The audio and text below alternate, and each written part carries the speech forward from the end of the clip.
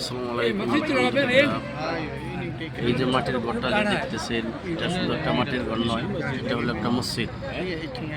আল্লাহ রাসূল সাল্লাল্লাহু আলাইহি সাল্লাম এই মসজিদটা তৈরি করছিলেন। আজকে 1400 বছরের আগের এই ঘরটা, মসজিদটা আল্লাহ রাসূল শুধু পাথর দিয়ে তৈরি করছিল।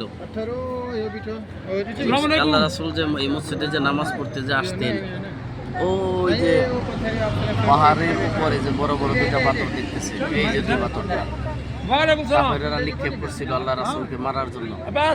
তো আল্লাহ রাসূল বলছিল, পাথর আল্লাহর হুকুমে যদি আসতেছ তাহলে আসো, আর কাফেররা যদি তোমাদেরকে পাঠাইয়ে থাকে আমাকে মারার জন্য, তাহলে আল্লাহর হুকুম ওখানে থেমে যাবে। আজকে এত বছর পার হয়ে গেল, পাথর দুটো ওখানেই আছে, কিয়ামত পর্যন্ত থাকবে, কিয়ামত পর্যন্ত থাকবে। এই ঘরটাই হলো আল্লাহ রাসূল এই মসজিদরা বানাইছিল। আলহামদুলিল্লাহ, আলহামদুলিল্লাহ, কত বছর পার হয়ে গেছে আল্লাহ রাসূলের হাতের মসজিদ। আর এই মাটির দেওয়াল যে দেখতেছেন, মাটি দিয়ে বাউন্ডারি বানানো হয়েছে, পাথর দিয়ে নিছে। এটাই ছিল কাফেরদের বাড়ি, কাফেরদের বাড়ির বাউন্ডারি।